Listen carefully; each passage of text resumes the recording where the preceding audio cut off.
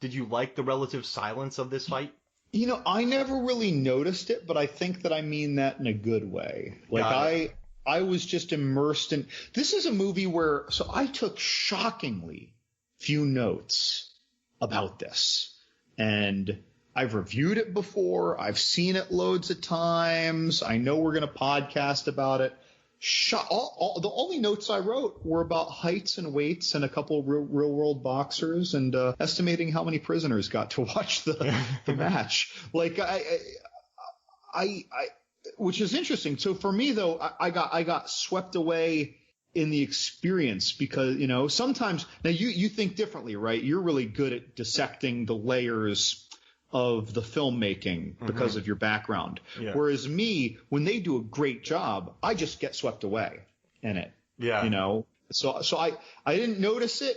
I think it's in a great way. I see, like when you said like it went silent, I only realized that now that you're saying it. It's smart. I mean, so then I remember when he fell too. Like you heard nothing but him fall. Smacks on the ground, like echoing in the room, like it was like a gymnasium. And I think that's perfect though, because I've been hit. I've had a couple concussions before, man, and I've been hit before. And my thoughts of when I've been hit really hard, it feels like Ving Rhames, like that sound that Ving Rhames hears. It makes sense. Like obviously it's meant to lead the audience to know that the end is coming and kind of guide you there. But I loved that scene and I dig it. And you know what's interesting too? Walter Hill said about this movie, some say Hollywood movies that are made about boxing are just metaphors for other things. I think I've made one that's actually about boxing and not a metaphor. That's another example of why this is a meat and potato movie. It's just, and you know, he made Warriors. Warriors is about a bunch of dudes just trying to get back to their neck of the woods. It's not. It's you mean like 1977? Yeah, Walter Hill. Yeah, Walter Hill did that. That's him? Yeah. Who did this? Yeah, he did Undisputed. Yeah.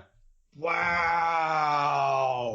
Yeah, so I mean, he also helped produce like Aliens. Like this guy, you know, his last big movie was the Axe Fight, Bullet to the Head. Oh, he did The Assignment too with Michelle Rodriguez. But yeah, he started with the Warriors. He did 48 Hours. He did Brewster's Millions, Red Heat. So, but no, I Trespass, which is another fun one. But is that Treat Williams? Trespass? That's with Snipes, isn't it? Oh, is it? Maybe it is. Or maybe, yeah. Oh, wait. Maybe, oh, no. Wow. That Bill Paxton, Ice-T, William Sadler, and Ice Cube. Wow. Wait, Ice-T and Ice Cube. Yeah. That's an ice cold drink right there. So you were talking earlier about the discrepancy between the size of the two actors. And I think that most people have no idea. Now, I'm not going to call Wesley Snipes small, but how much smaller he is than people would expect. Because when I remember when I first saw this and they're like weighing in at 195 pounds, I'm like, yeah, of course. Yeah, he's probably like 6 foot, 195. He's 5'9". In his heyday, Wesley Snipes never weighed more than 180. And he weighed 180 always being lean, right? He's more cut than like almost any boxer you see entering the ring, unless you're getting into middle and lightweights, right? But when you get into that like over 185 kind of weight classes, people tend not to be so lean because it's actually harder to keep your energy up for your training. So I thought it was interesting though, because the stats they gave him were a lot like Chris Bird. And I was thinking of Chris Bird when I saw his first fight in the movie when he was fighting the 6'6", 280 guy. Yeah.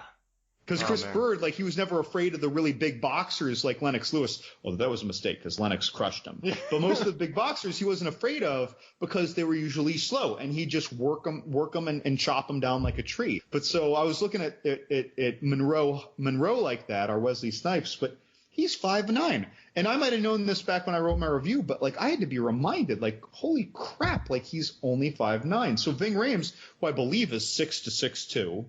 Yeah, and that big ballpark. Mm-hmm. So when you were talking about how in the camera shots they had him always kind of hunching over and crouching, that was probably adding personality to his distinct boxing style that I could detect. Whereas in Wesley Snipes, I didn't really see it as much. I just saw a rather symmetrical fighter when I saw, and who's that? No one is that, you know, like, but I saw a symmetrical fighter when I was watching, Wesley Snipes doing his combat choreography, if you will. That was Interesting to me. So I got a question mark. Yeah. For you. I imagine you're the kind of person who put some thought into this, but maybe you were focused on the fight too much. I don't know. There are 700 prisoners in Sweetwater Correctional Facility. How many do you believe live got to watch that fight? All right. So the cage is, what do you think, 20 by 20 feet? No clue. All right. So let's say the cage. Sure. Let's say the cage is 20 by 20, and surrounded on all four sides are. Let's see. There's what do you call them? There were 4 or 5 rows of raptors. Yeah, so 4 or 5 rows. So let's say that if it's 20 feet, someone's sitting in. That means 10 people can. Let's say everyone squishes in. You can get 15, and then times 5, so 75, and then you have 150, 300 around the corner. So that's probably 340. I'd say 340 people. That's what you could do. But there was one shot where they actually showed a whole side. There were no more than 7 or 8 people in each row. Oh, okay. Well, then that... Yeah. So that had me thinking, though. So if you only have 30 to 50 people per side, right? So some might be a little more intimately crammed than others. I think it was 1 cell block for each. How are they choosing who got to watch? Was this good behavior? Because this entire correctional facility was violent crimes and murderers. It has to be, right? And I think Rooker has a pretty good hold on who should be there. So you had the head of the gangs. They all got tickets. No, you know what? I bet you Rooker, being who he is, said to the head of each gang in the different prisons, you get to bring 15 people each. Let's just say. So then he gave it out to the gang members to put it on them. So they had to pick their guys. Because you don't want to pick the guys. What do you think? I tell you, Rooker... No, totally credible. I just remember thinking, like, who gets to watch this? Because it's not everybody. Rooker was surprisingly unslimy in this. Like, dude, the meat and potatoes. I'm so happy he didn't Green Mile anything. Wouldn't you?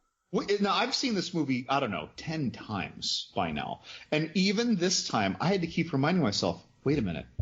Are they going to beat up Monroe before they put him in solitary? Does he get beat up and then he has to fight like that? Or then when they get Iceman for punching the crap out of a bunch of people, puts 5 dudes in the hospital. Like, I was thinking, it's like, oh, does he get hit in the ribs? Does he get beat in the ribs with a nightstick? It's because you're so used to any prison movie where that's just like requisite. No, there's none of that. You don't ever question that these guys are in perfect health. And neither of them take a punch. Whenever they get into fights with people, they don't take a punch. Nope. So you question zero about the validity of this fight, which is cool. I like how they set up the first fight just by showing how good Monroe is, and then they showed us how tough Iceman is when he drilled those dudes. I love when he beat up all those guys. Just watching a professional boxer work and do all that. But yeah, it's just such a straightforward movie, and I think that's why it's so watchable. And I think I'm forgetting a scene where the warden is talking to Peter Falk, and Peter Falk does that monologue. He's like, yeah, we blew up his car. And then the warden goes to Rooker, are you going to do something here? And Rooker goes, I don't want my car blown up. I don't want to die. Right. Like, that's normally, if Death Race, Shawshank, any of these movies, the second in command's always just a complete butthole. And Rooker's like, I don't want to die. I just want to run a good fight. I just want to run a clean. Like, these are well-sanctioned brawls. That's what's funny, because a future episode that we're doing is Death Race, and in that, the warden and the guards are as slimy. They're as slimy as you can imagine, but for the nature of the movie, it's exactly what you'd expect. And this, you just expect more. But I guess at the same time, though, if we're just smart, rational adults, if you're slimy, things are going to slip up. You're going to damage your own fighters, or things aren't going to work out. You could lose trust in the long run. You want the money to flow. You want a clean operation. It's just that the reality is that the criminals who do this probably aren't going to be that, and the movie making definitely doesn't usually embrace that. Mm-hmm. Like it's like a breath of unexpected fresh air. It's like when someone lights a cinnamon buns incense candle. You expected citrus or cinnamon, and you're like, wait, someone bacon? Wait, no, really? Like, are there cinnamon buns? Are there cinnamon buns? This is amazing.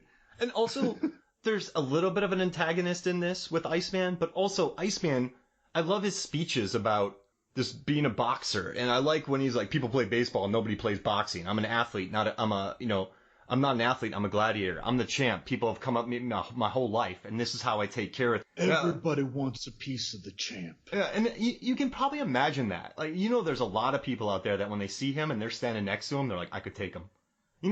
And completely. It's funny too. They did a good job making him despicable in almost every single scene of the movie, except for when he got that monologue about beating up like 8 people, right? And that's when you finally hear his side. And he's still an aggressive guy about it, but that's what he is. But yeah, he's like explaining that there is actually a fear behind this. This isn't just a bull in a china shop.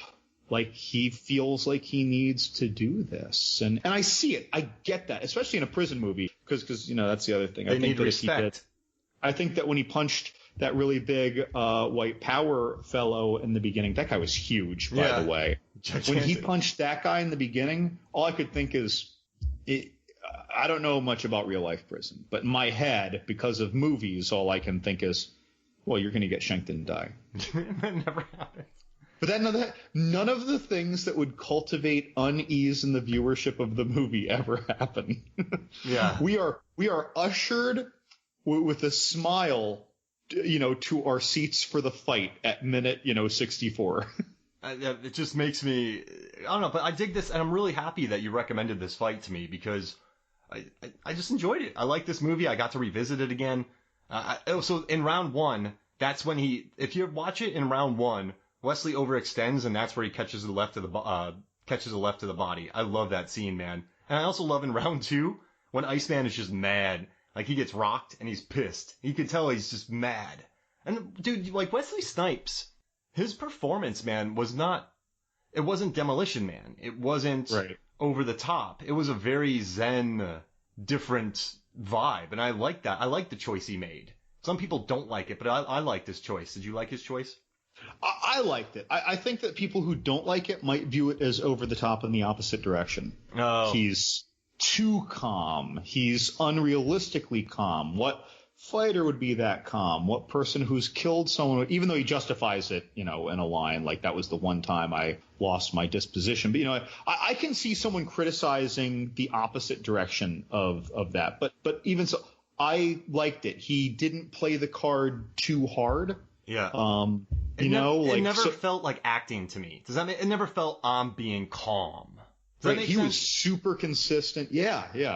But again, he had been in prison for 10 years too. Yeah. So even though people all respect the champ and everything, our movie might have happened to have been really convenient, but I'll bet that he had his ass handed to him a few times. And then he probably got his due back and eventually earned enough respect, right? But I think that his status was earned in the way that Iceman, we just saw the kind of the tip of that iceberg of what he would have had to go through if he was there for a decade.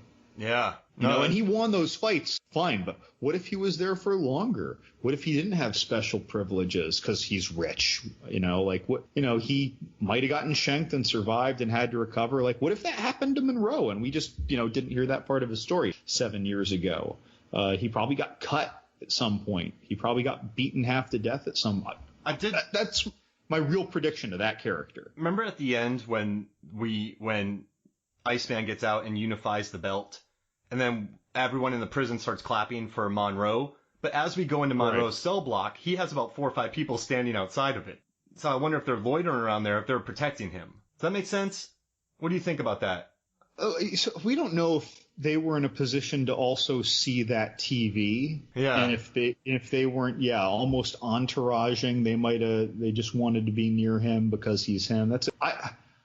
Were they protecting him? That's a good question. Actually, not that Iceman cultivated a good following. He just cultivated enemies for the most part. Yeah, other than Mingo, which is surprisingly alliterative of Mogwai. I gotta tell you, not alliterative. A lot of the same letters, though. I'm always happy to see Wes Studi in a movie. That always makes me happy. And also Ratbag. That's probably one of my favorite names. Ratbag. That's Fisher Stevens. That's his name, right? Yeah. Whenever I see him, I always think of my favorite role of his, which is obviously Hackers. Oh my gosh, he's so good. That was a great podcast episode you did on that too. Yeah, listen to that. That's a good one.